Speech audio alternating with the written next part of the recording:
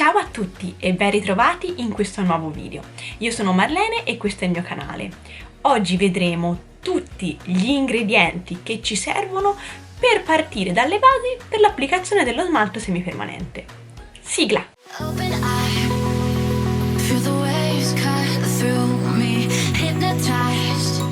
Prima di iniziare mi farebbe tantissimo piacere, se avete trovato utile questo video, che mi lasciaste un bel like qui sotto e, se volete, iscrivervi al canale attivando la campanellina, così che per ogni mio prossimo video riceverete una notifica. Inoltre mi potete trovare anche su Instagram come Fashion Secrets.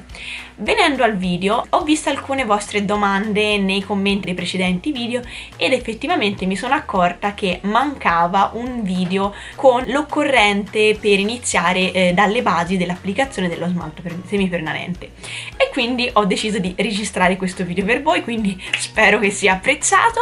E faccio sempre la solita premessa: io non sono un estetista, quindi se qualche estetista o onicotecnica mi sta guardando è liberissima di commentare qui sotto e dare suggerimenti. Questo vale ovviamente anche per tutte le altre persone. Questo appunto è un video base, quindi per altri approfondimenti vi rimando alla playlist dedicata. Allora, ovviamente per applicare lo smalto semipermanente ci serve la lampada, però questo, diciamo così, è lo strumento per ultimo in questa lista e di cui comunque non parlerò molto perché ho già realizzato un video appunto dedicato soltanto alla scelta della lampada.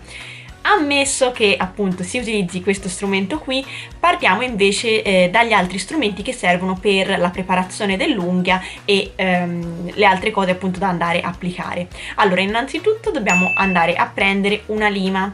La cosa migliore sarebbe scegliere una lima 180/240, ovvero sia che da una facciata abbia la granatura 180 e dall'altra 240. Vi spiego perché. La limatura 180 serve per andare a formare l'unghia, è un po' più spessa, è un po' più ruvida e ci aiuta anche nella rimozione dello smalto semipermanente.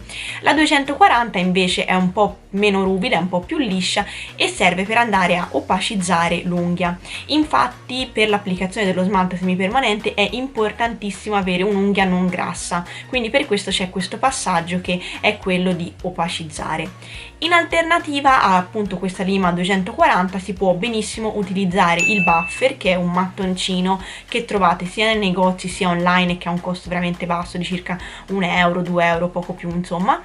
E quindi innanzitutto partire dalla lima, perché la lima ci serve sia per andare a appunto definire la forma dell'unghia, sia appunto ad opacizzarla.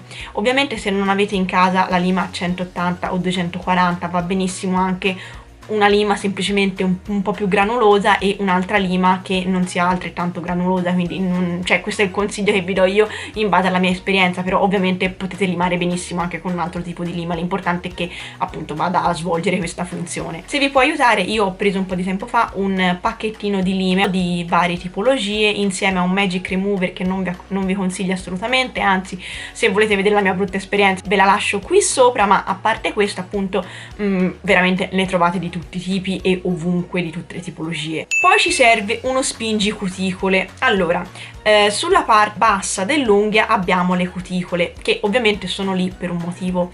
Le cuticole servono appunto per proteggere l'unghia da varie infezioni.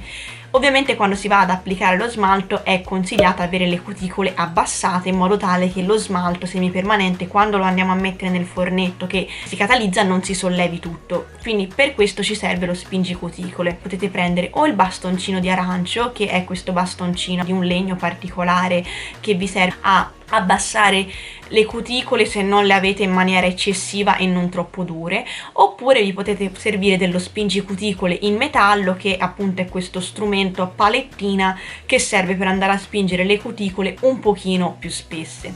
Un consiglio che vi do a prescindere, sia che le avete lievi sia che le avete più spesse, è quello di andare a ammorbidire le cuticole con dell'olio apposito oppure con del semplice e banalissimo olio di ricino, che è super economico, lo trovate in farmacia, costa anche quello veramente pochi euro, oppure lo potete trovare su un altro sito che vi consiglio, che è Pharmae, dove costa all'incirca 1,75 euro, veramente poca roba. L'olio di ricino ha tantissimi effetti positivi, io lo uso sia per allungare le ciglia sia appunto per ammorbidire le cuticole, però mi raccomando non lo mettete prima di applicare lo smalto semipermanente, perché se no le ammorbidisce troppo, le ingrassa troppo e lo smalto non si va ad attaccare bene. È un passaggio che dovete fare, diciamo così, ogni giorno prima di andare a letto, ma non subito prima di applicare lo smalto. Un altro strumento che vi può aiutare se avete le cuticole molto molto spesse, cioè che proprio non riuscite ad abbassarle, sono le tronchesine, queste forbicine apposite per tagliare le cuticole. Io personalmente non ve le consiglio perché comunque andare a tagliare la cuticola molto spesso comporta che poi la volta dopo ricresce ancora più dura, però diciamo che se siete proprio messi male potete utilizzare queste tronchesine. Quindi abbiamo limato l'unghia, abbiamo abbassato le cuticole, l'abbiamo opacizzata, ora dobbiamo passare proprio alla vera e propria preparazione dell'unghia. C'è chi utilizza lo sgrassatore subito prima di andare ad applicare qualunque altra cosa. Io normalmente lo utilizzo soltanto alla fine, dopo aver applicato il top, che serve per togliere il residuo di grasso che fuoriesce quando andiamo a catalizzare lo smalto, perché lo smalto semipermanente è diverso dallo smalto normale, appunto si catalizza, si cuoce e fa uscire del grasso. Quindi potete comprare, però se volete lo sgrassatore si chiama cleaner o cleanser e lo potete applicare anche in questa fase. È un passaggio facoltativo, vedete voi insomma come stanno le vostre unghie. Detto questo, andando proprio a applicare i prodotti sull'unghia, vi dico quelli che davvero sono essenziali: sono il primer, la base, il colore ovviamente che sceglierete e il top. Il primer serve soprattutto per chi ha le unghie molto grasse, ma in generale serve per proteggere l'unghia, soprattutto quando andiamo a rimuovere lo smalto. Il primer esiste acido per unghie particolarmente grasse e non acido, che è un pochino più delicato, appunto serve se non abbiamo particolari problemi di grasso. Poi abbiamo la base. Molto spesso trovate la base insieme al top coat, quindi è la stessa soluzione che applicate sia prima che dopo il colore che andate a scegliere delle varie marche. Anche su questo vi lascio un altro video dove vi ho parlato appunto dei miei smalti preferiti e delle caratteristiche, e alla fine il top, che serve per sigillare il tutto e per dare quella sembianza di lucido molto bella sull'unghia. A questo punto, dopo aver applicato il top, potete andare a sgrassare, quindi a rimuovere l'eccesso di grasso con quel cleanser che vi dicevo prima. Anche questo lo trovate dappertutto, di tante marche, di tanti siti, lì appunto sta a voi un po' scoprire quale è quello che vi piace di più, ma appunto serve a togliere quella patina di grasso che rimane sull'unghia dopo aver catalizzato il tutto. Per andare a rimuovere lo smalto invece dovrete acquistare un remover. Io utilizzo il Remover Fluid Pro di Laboratori Cosmetici Italiani, con cui mi trovo molto bene. Lo usano in realtà tante persone perché non costa molto.